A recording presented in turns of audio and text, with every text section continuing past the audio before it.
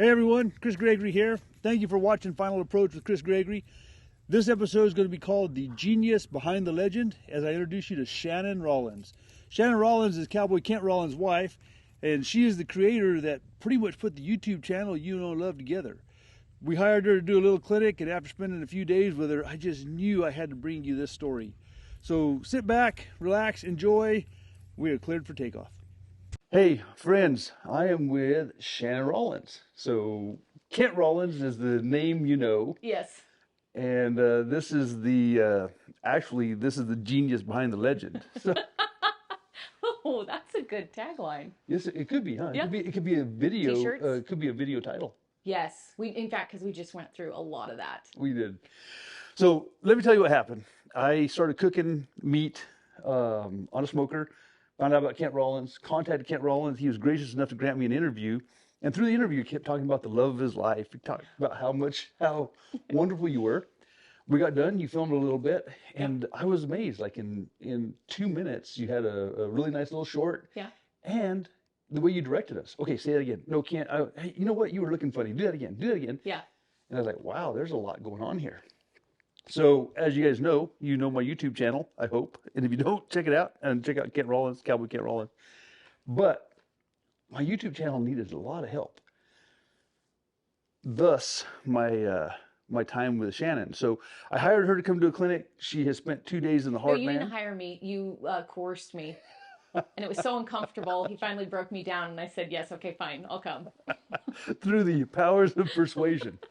What happened was, you guys, if you want to learn something, you know, what? It's a genius model you have. Yeah. It really is. And it works amazingly. The way you got it and explained, I mean, it did make sense. Like, you're a professional workshopper.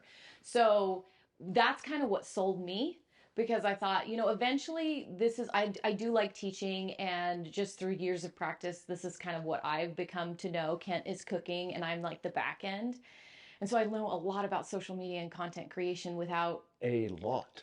And, you know, doing this workshop, it kind of refreshed and reminded me of that. Because when you do something all the time, you just think it's second nature and you just assume like everybody must know all this stuff. But Holy cow. yeah, and as I'm teaching, I'm like, God, it is a lot. And so you have to really pull back and look at bigger picture stuff, especially when you're like with newbies. Of course, you're not a newbie, you've been doing it, but it's like fine tuning But stuff. I've been doing it poorly, and I've been doing it. Not poorly. Well, no. I've been doing it But by. there's things you can perfect. I'm like a blind guy trying to do this. You know, I'm just filling around, and I hit something squishy that doesn't work, and that is something solid. But so the way I always learn is I hire somebody who's good at doing what they do, and then I hire them to come do a clinic, and I get a free clinic out of it. That's what the genius part was. Right. And I get it. And I was like, okay. And because you are a professional workshopper, like I said, I thought, well, I can learn some stuff from you on my end did too. you? Yes. Oh, good. Yeah. So I think it was beneficial mutually. Awesome. Yeah. Okay, so that's very cool, and we're going to talk about that a little bit more, but I want to hear your story. Where are you from? So I'm originally from northeastern Nevada, Elko, right on I-80. And it's so, you know, when I met Kent, and I guess turned into more my career, I was like a chuckwagon cook. I was thinking, like... So were you going to do that? Like, were you going to... No, like nobody, I don't think, you don't go to school for chuckwagon cooking, really. Well, I mean, not degree-wise. Okay, all right. Like legitimate 4-year degree. So I came from a ranching community. I didn't directly ranch. My family weren't ranchers, but what did your mom and dad do? My mom was in education, and my dad, first off, most of growing up, he worked for the gold mine out there. So nice. Elko, Nevada. You guys were wealthy. Well, we didn't own the mine. He worked there, but it's Did he bring home some dust in his pocket? Do what? Did he bring dust home in his pocket every night? I mean, he wasn't underground either. Okay. So he was you know, on the, what do you call it, desk. Okay. He was purchasing. All right. That's right. I remember he was a purchaser. So grew up there. So I was familiar with ranching and agriculture and stuff like that, but I was never like involved with it. And also chuckwagon is not, it's a more regional thing, you know? So chuckwagon, it's like football. I didn't grow up with football, college football. You come to Oklahoma and Texas, like you do, you eat off of chuck wagons and you play football. And so that was all different to me. Now, were you an athlete as a kid? Yeah. All right. I did soccer. Soccer? Soccer. You weren't on the Volleyball. basketball team? No. If I stand up, you'll know why. No, Oh, yeah, I was supposed to get her a footstool. I'm sorry, I that's didn't. okay. I'm used to it. All right, Um, you grew up grew in up in it. Elko Yep. and went to college in Elko? No, Elko's small. Now we have a community college. But I actually went to school in Portland, Oregon. Wow. How'd you like Portland? Well, so the reason I went there was because it was green and they had shades of green I had never seen coming from drought I know, country. I'm from New Mexico. Yeah. Yeah. So we're high desert. The wind blew, it was dry. So I'm going to go somewhere that's green and lush. And then I remember everybody telling me, oh, you're going to get so depressed up there. It rains all the time. And I didn't have a problem. It was great. Um, How did you like Oregon? or Like, it was interesting. It was great for college. I didn't ever want to stay there full time. Like I think it was fun to do, but yeah, I the Northwest was kind of just a different culture. It's a very different from anywhere else, yeah. you Oh, know. absolutely. So yeah, it was fun. I met some great people, but then ultimately, moved back. I did some random stuff after that. Right after college, I was on a BLM engine crew. So I Oh, did a nice. season of fire and kind of messed around and doing different things. So you were a firefighter. Well, yeah, I mean, I was on the crew. Oh, yeah. And did you guys have some stuff to have to do? My season wasn't very, Not very not active. very active. And it was, and I remember I had to do everybody had to get certified to drive the truck, the engine. And I couldn't because I couldn't touch the pedals. So that was Oh, the end of my fire career. oh man. Oh, So, another ride at Disney World you can't get no, on. it was rough. So I moved on. And then I kind of did some random stuff. So I graduated with a, it was technically a Bachelor of Science. And it was like a communication degree. It was journalism, PR, advertising kind of combo. What you are doing, kind Well, of. well now, but see, then I'm like, okay, I transitioned into ultimately this chuckwagon cook job. I'm like, well, great, there's my degree at work. But then, so the way my role evolved in our business in general is Kent started cooking off the wagon in, well, he started cooking in Dutch oven outdoor cooking with his uncle in the Gila Wilderness Right? for hunting camps. Then he's like, I can do this. And back home, I've eaten off a lot of bad chuck wagons. I can make it better. So he went home, bought a chuck wagon, started cooking for ranches. Then ranch cooking's great, and he did a lot. I think he said at one point his longest year in a teepee was like 250 days. Wow. So he was That's a making the lot of rounds, nights. and it was like almost a year round loop. You start in Oklahoma, you go up and around. And Did I tell you about my psychiatrist? do you have one? Well, I saw one because They probably quit. I had these weird dreams. I dreamed one night I was a teepee, and the next night I dreamed I was a wigwam. You know what he said my problem was? What? He said I was too tense. At first, I was like, "This is wow, what?" No. Okay, Then I anyway, should have known. 250 nights in a teepee. Yeah, so it was a long time in a TP. He's really busy. Then he eventually started expanding into catering because that really, I mean, cowboy cooking is great, but catering started paying the bills more. Okay. So And would they hire him to bring his chuck wagon? yeah, most of the time set it was up the whole and he whole also thing? did some entertaining. So he wrote poetry, and Oh so yeah, he and would you know he read his that's such a tearjerker, huh? Horseshoes in Heaven. If you guys Yeah. haven't heard it, look it up. Kent Rollins, Horseshoes in Heaven. And it's also on my episode. Oh, great. He said, well, I wrote this. I said, well, can you recite it? He Yeah. said, I'll give her a try. And oh my gosh, Yeah. it still gives me chills talking about it. It's a really good one. He wrote that right after his dad passed away from cancer. Yep. So he would write poetry, and then he would also he was humorous storytelling, and so he won awards for that as well. Well, he's a great storyteller. He is. He's very good. And he doesn't write anything down or practice anything. It drives me nuts. He's just a natural public speaker and presenter. So what about the poem? Surely He wrote that out, but like when he entertains, like he has a general, or I'll tell, like, we'll go to these big things. And I'm like, well, what are you going to do? Well, I don't know. well, listen, you sent me your itinerary for this 2-day I'm a clinic. planner. Oh my goodness gracious. And I didn't feel like, I was like, I don't even know if this is going to be. And I was like, I don't even know if we're going to be able to get through all of this in a week. And we kind of did. I think we hit all my points. So Well, I know, but still, I don't know if it was retained, but we went over it. and it was a 2-day clinic. Well, actually, 1 3/4 of a day, and it was a 47-page itinerary. People were crying by the end of this. Oh man, it was unbelievable. Yeah. Okay, so he's not a planner on stuff like that. Not a planner, but he gets up and does it, and it's wonderful, and it drives me crazy because I have to have note cards and practice for a week. So, anyway, where were we going with this? Well, you're telling me about being in Oklahoma, being well, Oh, how I we got to be the chuck wagon thing. yes. Okay, so he's catering. And then But and you guys met because you're so a we met.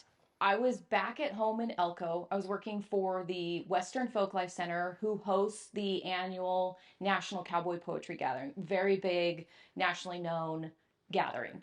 That year, he was an entertainer, and he also was hosting a cooking workshop. And that I was handling all the organization for the workshop. So that's how I initially met him.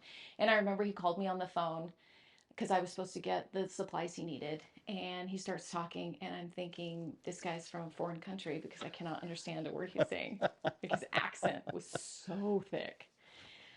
And so I started laughing because when I'm uncomfortable, I laugh.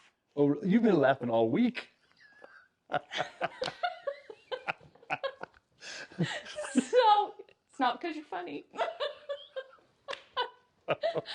So Well, that was uncomfortable. we can edit that one out. So I'm laughing the whole time he's on the phone, and so he thinks he's like hilarious, and he's like, okay, great. So anyway, he goes. I have all the wrong stuff. It's a big mess, but it was fine. Because you didn't understand what I you didn't wanted. understand. He was doing a sourdough bread clinic. I did not know. I thought he kept saying he needed a crock jar. I thought he was talking about crock pots. And so he shows up, and I've got like 10 crock pots plugged in. I'm like, here we go. So, I also never cooked. I could Oh, really? never. I hated cooking, and I could burn boiling water. It was, No kidding. yeah, it was bad. So I've really come far with that. Boy, wow. Yeah. So, then it was years later that we actually then started dating, and then eventually got married. And so we're in this cooking world of the chuck wagon. And it's really hard because everything we have is hot and heavy, and you're loading up the wagon, and Bertha, which is our wood stove, she's 400 pounds. You've got all your cast iron. You got to go cut your wood. Then you drive 500 miles. You go cook for somebody's birthday party, turn around, maybe you hit another one on the road, you come back. It was a lot. And I finally got to the point, I said, we have to transition because this is not sustainable. We're going to... Were you making a living doing it, though? Yeah. So Yeah, you we made were. enough money. I mean, it wasn't cushy, but we made You it. could pay the bills. Yes. All right. Yeah, and I think I told you, and this is why the planner and me freaked out every time. So our catering gigs were usually on the weekend, and we'd have to go buy groceries, and we'd go to Walmart, and we would pay with check because we knew that they wouldn't cash the check until Monday, and we could get more money in the bank. So it was just this kind of constant, but you just do it, and and Kent would always tell me, I'd freak out, and Kent would say, the phone will always ring. It's always ring. We'll be fine. So, I said, this isn't sustainable. We have to. And how long, what year did you guys get married? We got married in 2011. 2011. Okay, and so about how many years did you guys do this?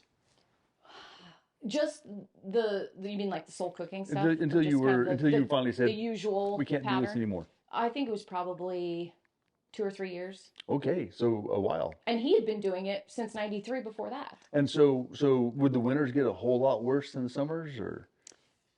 It was pretty, we could make it work year round. Oh, wow. Yeah. Between that, so you got the ranch jobs, which that's more spring and fall. Then you had the catering, which could pretty much be year round. And then you would pick up some entertaining jobs, here for festivals. And then the catering pays way better than ranch job, Yeah, right? yeah. It's not necessarily more enjoyable, but it would pay more. Sure. So, and it started with, he used to host a cooking school. So everybody would come out, there was 8 to 10 students, come out, sleep in a teepee on a ranch. You're kind of living the life of a ranch cook. So you'd get up, we'd teach how to Dutch oven cook, how to do a little grilling. I think it was like a 3 to 4 day class. How many students? 8 to 10. 8 to 10. Usually. Okay. Yep. And I had put out a promotional video for the cooking school. And did you have a channel going strong yet? No. I think that was probably the first time I created a YouTube channel. And part of that too was Kent had done food TV before that. So he'd done Food Network, NBC, some stuff like Had that. he beat Bobby Flay yet? No. Okay. Pretty close around that time. Okay. All right. So it was around that time. I don't think yeah, it might have been just like right in there, because that was probably what kind of kicked it in. Like, I need to capitalize on this. So I put together this quick little entertainment video on cooking school, loaded up onto a YouTube page that I just created because we didn't have anything else on there. And it kind of peaked a little bit. You get a little things. And then I put something else up and picked a little more. And then it kind of started rolling. And I thought, we need to capitalize on this, because... And you have a character. Like, you couldn't create a better... So here's what and this is so funny you said that, because I had come off of a time when I wasn't employable because the market had like bottomed out. I'd never had like a real sustainable career job at that point in my life. I wasn't using my degree. Like, I just kind of felt like, what is happening? And I said, if I can't make this guy, if I can't show the world this guy, I'm not doing something right. Because Yeah, he's it's like... he's lovable, he's funny, he's charismatic. Yeah. Yeah. I mean, and he's genuine, and he's just got like a spark, and he's relatable, and you just want to watch him. And I was like, if I can't do something with this, I got Really, you do something else. Yeah. Yeah. And so that's when I started doing that. And he had done food TV, and he'd always really loved food TV, and he wanted to share, and he wanted to be on have his own show or something like that. We got to a point where we were getting a lot of contracts. Nothing ever came through. And I thought, why don't we just create our own show? Like, why don't we own our content? Why don't we create things we want to create without somebody telling us how to do it or why to do it? And so that's really when YouTube started. I didn't have a clue what we were doing. I didn't really have any guidance. So you didn't find a workshop to go to No. for this?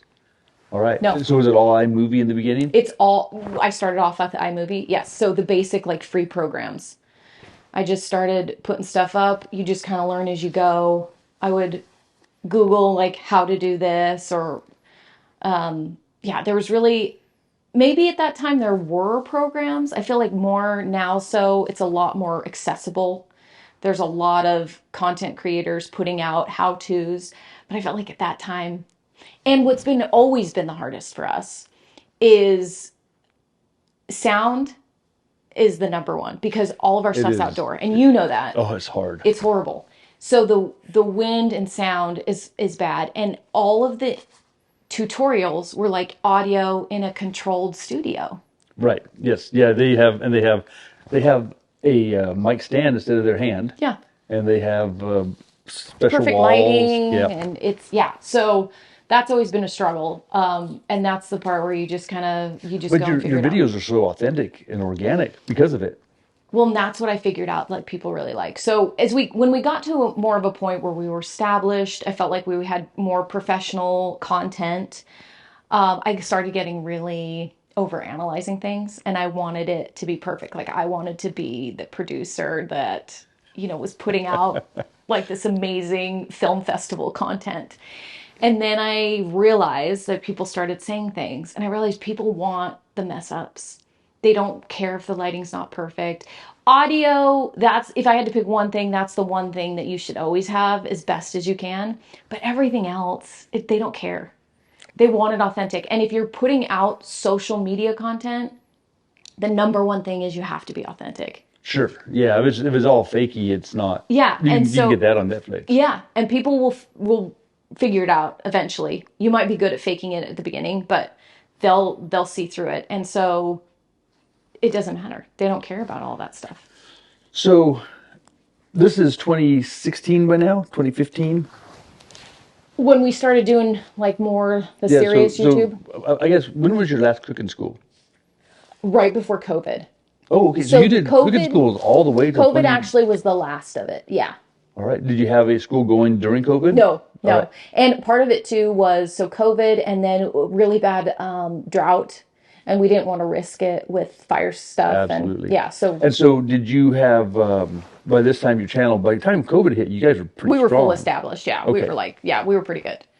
And I mean, we had, and that was another thing. So then the YouTube blew up and then cooking schools blew up. So there was a crazy wait list. And we have not brought those back. Do you think you ever will? I don't know. One reason was, again, we've been in such a bad drought. Southwest Oklahoma has just really felt it for the last several years. We don't want to chance it that way. And it's windy there too. It's super windy. Yeah, you know when you land in Southwest Oklahoma at the airport, they don't use windsocks. They had a log chain hanging and just count the leaks. Yeah, that's absolutely true. Yeah. So I don't like honestly, probably not. Not the way that it was. I think it's a better use of our time to do maybe shorter, like 1 day clinics, something like that. So So you think that will happen? maybe. Maybe. I don't know about that. Yeah. I could start working on them. Oh, that's what that is that where you're going? You're gonna break me down again? No, I'm like, next week, folks, we're gonna be having it in the backyard at Chris's place. no, I'm not. I'm not headed there. All right. So since I've gotten to know you guys, I've been, obviously enjoying your content, and I watched the show on, was it Netflix? Netflix. Yeah, that he Yeah, just the did. barbecue show. Yes. Barbecue Showdown. Oh man, that was, I don't know if you guys haven't seen it, you need to see it. I think you'll feel like I do that Kent got a raw deal, but it's just a cooking show, huh? It's just that way it is. Yeah, it's just like cooking competitions are interesting. They've really evolved. When he first started, they're much different than they are now. If you ask me, it's more about the drama. So you can just kind of take that for what that is because that's why that's a perfect example of why we're on YouTube.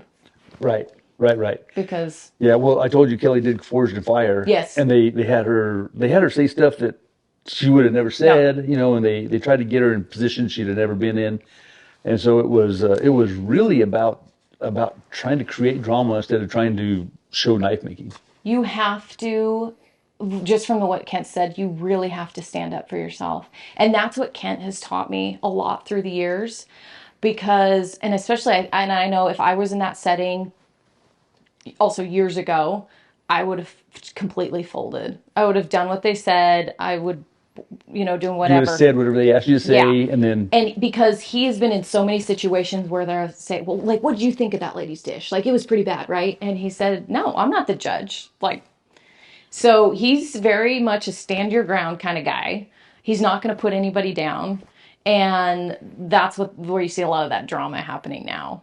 yeah, So, but we got a ton of people coming from traditional foods shows onto our channel. COVID was great for that because everybody's at home and wanting to cook. and wanting to cook, learn new things, don't know what to do. So we got a huge boost in COVID, but we also got a boost from food shows because they started moving away from how-tos into more competition style, which is great for a while.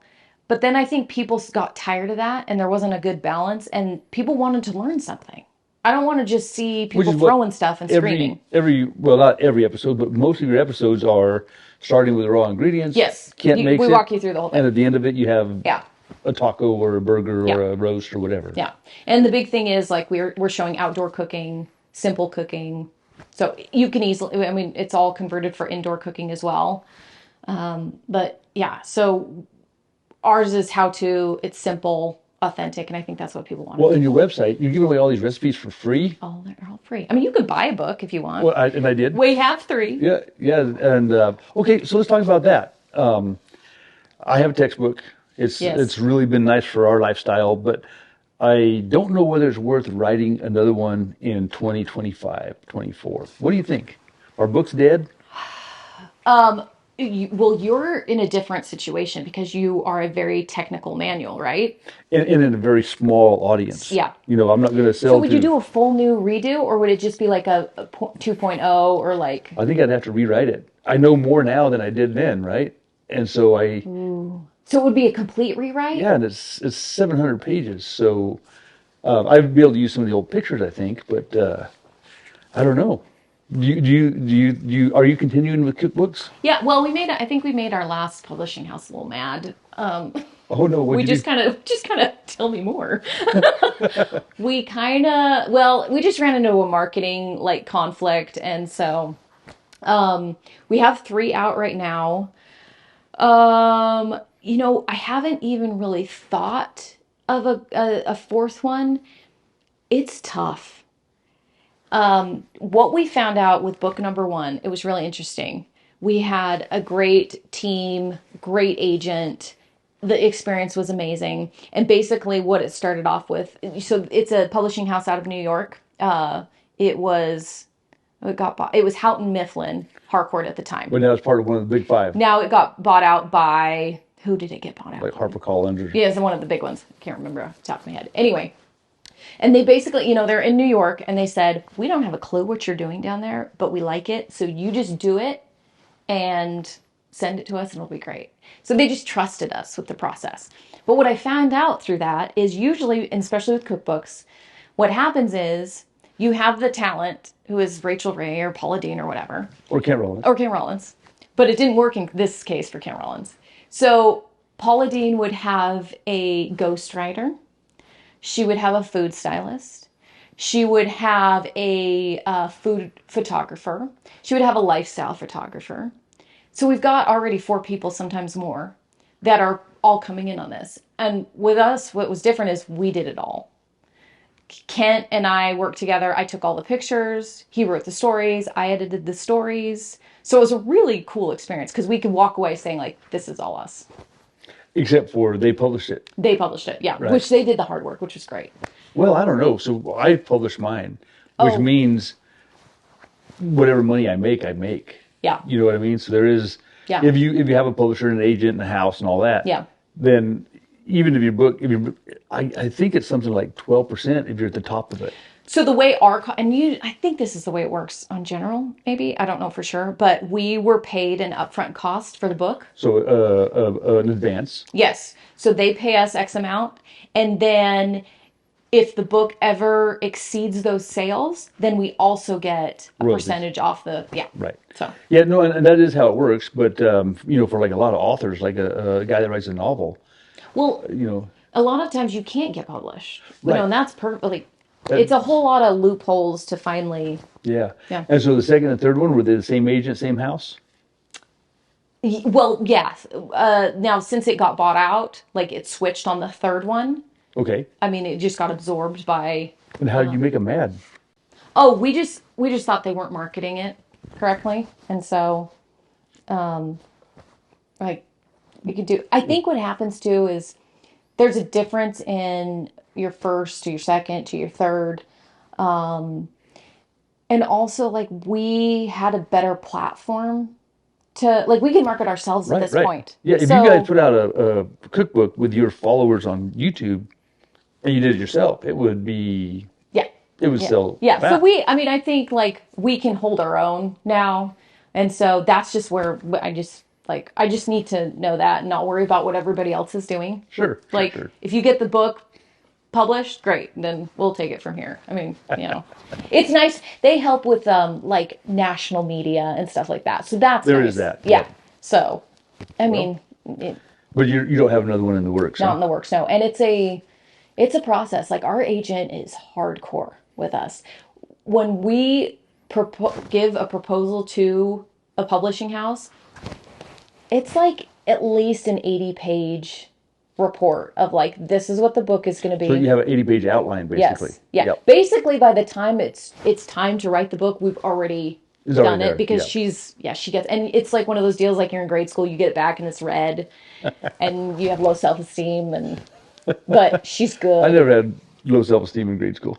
I can see that. I did get kicked out of first grade. First grade? First grade. They moved me to another school because Because it was so... I was a little unmanageable. Yeah.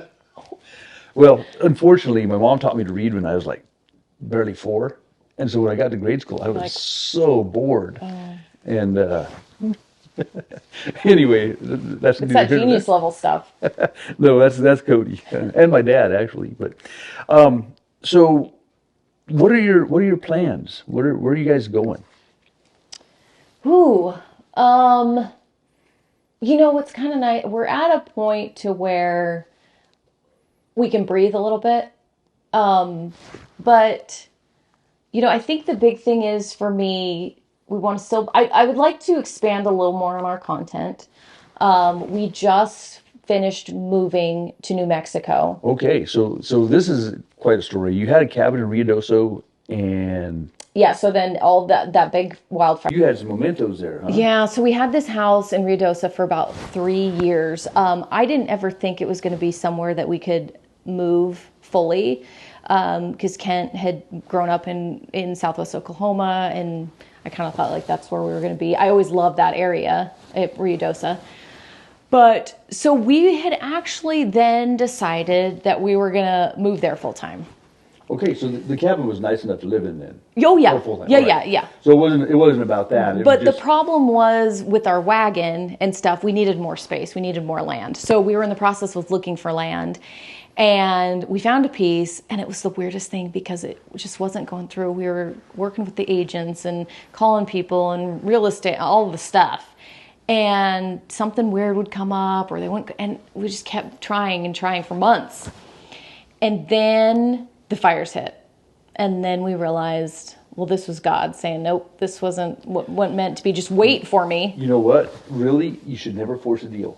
I know. Every time I force a deal, whether if it's your marriage, if it's land, if it's a truck you just can't stand not to have, or a horse you can't stand not to have, if you will just pray about it, sit back and rest, just let it happen if it happens.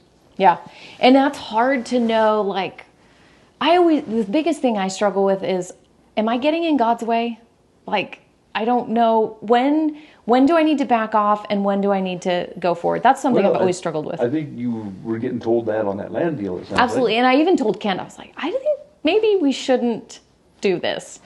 So then, sure enough, fires came through. We lost the house. And then we didn't know what to do. Did the agent call and say, oh, by the way, that piece of land is good to go? It's super good. Yeah, right? So then when we finally could get in after they'd cleaned stuff up, we thought, well, like, now what? And Kent said, let's just call our agent, see what's what. Then we ended up making an offer on a house shortly after that. And now that became home. And how far is that from Ruidoso, Alto? Alto is just connected. Okay. So I think we're probably 2 miles from the old house. But you're not burned in Alto? No. It didn't make it over there. Now that whole area, as you probably know, gets hit all the time. So we're actually in an old burn area from years ago. So hopefully that's a little insurance. Yeah, I hope so. But that area, they had a rough season. So, but it's going to be really nice to be there. And the biggest reason is with our lifestyle and our content and what we do for a living, we cook outdoors. So when we were in Oklahoma, once it gets about April to November, it's miserable. Right. If you're out after noon, it's yeah, because it's like 110 degrees. Kent's got a fire going. I'm telling him to look like he's having fun, and he's just melting. And we'd have to film everything usually before 9 a.m. Wow. And so that really cuts down your time. And it was just getting miserable. So now this is extending it's going to be more comfortable. I feel like we've put in the time. It can be a little easier now. So that's kind of where we're at. So right now, honestly, I'm wanting to enjoy that for a minute. All right. Yeah. So. Well, you're like a natural teacher. So the way you ran that class was it was phenomenal. Cool. Are you going to produce any kind of teaching stuff for people that are wanting to learn how to create? I think so. I enjoy it. I enjoy teaching people what I know. I have taken a lot of online workshops, and I think this is perfect for that environment. So you do webinars? Yes. All right. Yeah, host it on like different programs where people can log on, and it's like what we did, but they can just log on and experience that. So just so you know, after I met her and I interviewed Kent, she said, if you have a problem, just let me know. And then probably 5 or 6 emails later, she said, well, let's do a Zoom call. And in 30 minutes, you solved like 50 problems I was having. So then I was, and I'd already mentioned we should have a clinic. But then after that Zoom call, I was, I guess, more coercive. Yes, very much so. Said, I'm like, all right, just leave me alone. I'll just come and do it. So what are the chances of you doing it again in the Heartland? Probably pretty good, because now I think we're in a rhythm, right? Like. Yeah, and you didn't get ate by wolves out here? And no, it was a very good experience. I slept in the bunkhouse. It was really nice. It's super nice. But yeah, I think, and honestly, it's a little selfish. What was fun for me is because, Kent's always the star. Like, he's always and that's good, because I don't want to be on camera. Like, I'm comfortable behind the camera. That's where I can do my thing. Yeah, but doing your thing here. Yeah, but it's fun to then be like, oh, this is my thing. Yeah. And I get to share my thing. So that's fun. Yeah, so you need to do that on camera, because yeah, like, the stuff you were able to, I don't know how you know where all those things are. I don't know how you remember it. And like, I didn't realize how much until you're teaching at different levels. And there's still so much, especially with technology, there's just so much crazy stuff that is way over my head. But you can get by a long way with just keeping it simple. Well, I don't know. It's been an amazing experience to have you here. Good. And that's what I think I told you guys. You can find out all this stuff online and Google, but it's difficult. It's not the same as asking a person a direct question. Yeah. And sometimes you don't even know what you're trying to ask. And I could tell, like, oh, this is what you need to do. And so it's crazy. Like, I did know quite a bit of stuff that I didn't even know. Are you kidding? No, I didn't. Oh. Like when you've done it for so long, you start taking it for granted. And then you start thinking, well, I don't know that much and I can't do this. And so were you nervous coming in?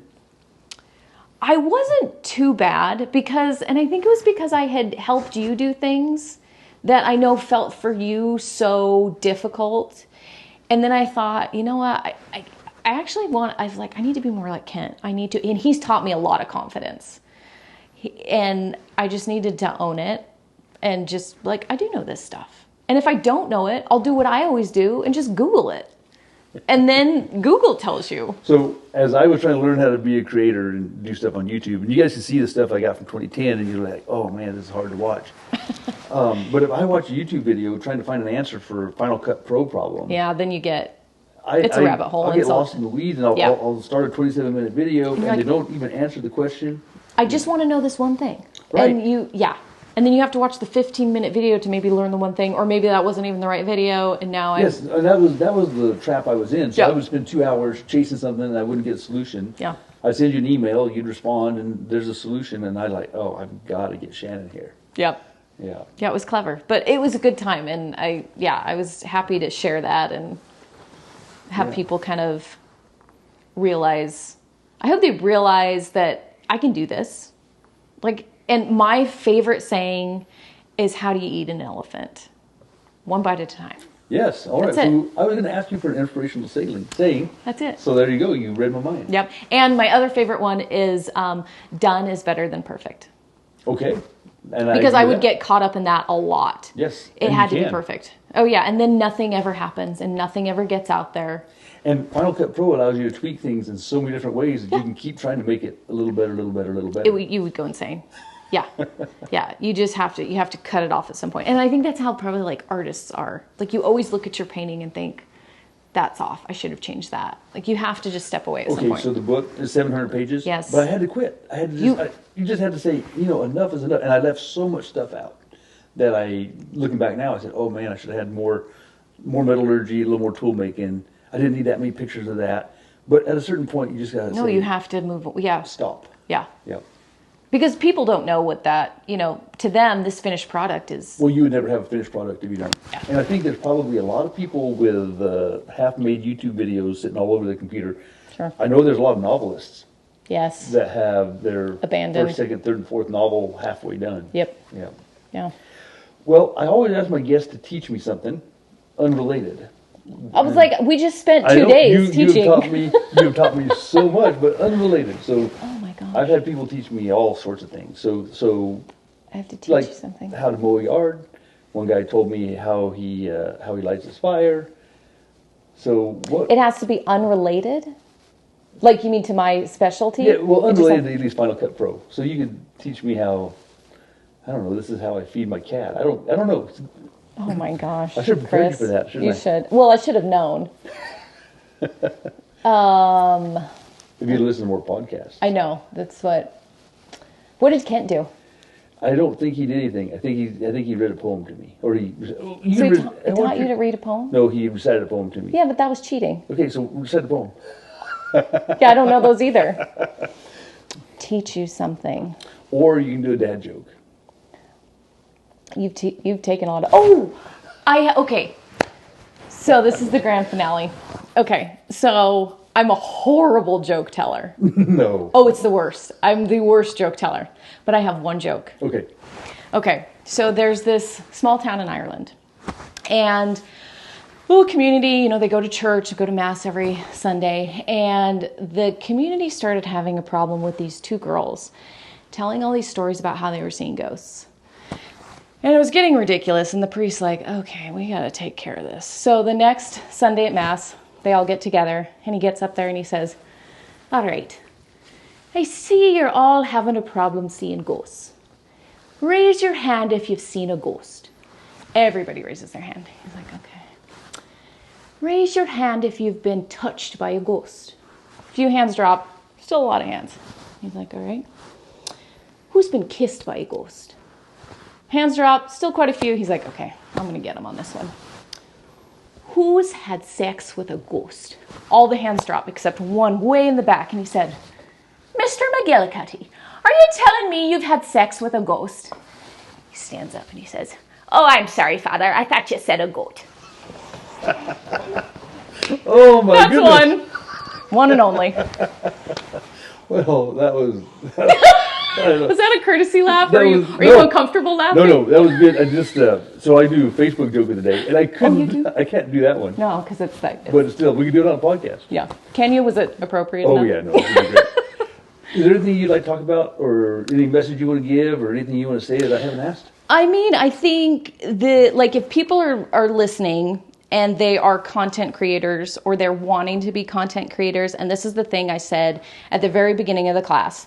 I said, don't let what you don't know or the equipment that you don't have stop you from content creating, because we all started at ground zero. And people are going to connect with you because of who you are, not necessarily how, the fine details. Communicate yourself authentically and everything else will fall in place. I think the thing that blows people away the most is that we film everything on iPhones. We've done so many different things. Kent's done so much different camera stuff. I've used the fancy cameras. I just love the iPhones because they're easy, they're portable. You don't have to have a technical PhD to work them. And you've already got a phone. So just start there. Yep. So don't let that stop you. Well, I got to say, it has been an honor and a privilege, and I have learned a ton from you. Awesome. Thank you for having me. Thank you so much. All right. I think that was great. We'll see. We'll see. Remember when meat used to have full flavor? This modern grocery store meat just doesn't cut it. And if you're old like me, you know what I'm talking about. That's why we choose CJW Pinot Ranch. Their meat is hands down the best I've ever had. Their animals are raised the way they should be. They're raised on pasture with non-GMO feed. So you're getting the best of the best. And the result is unmatched flavor that you're going to love, and it keeps customers coming back for more. Their beef, pork, and chicken sell out pretty fast. So join the wait list now, and you can experience meat the way it was meant to be. Thank you very much.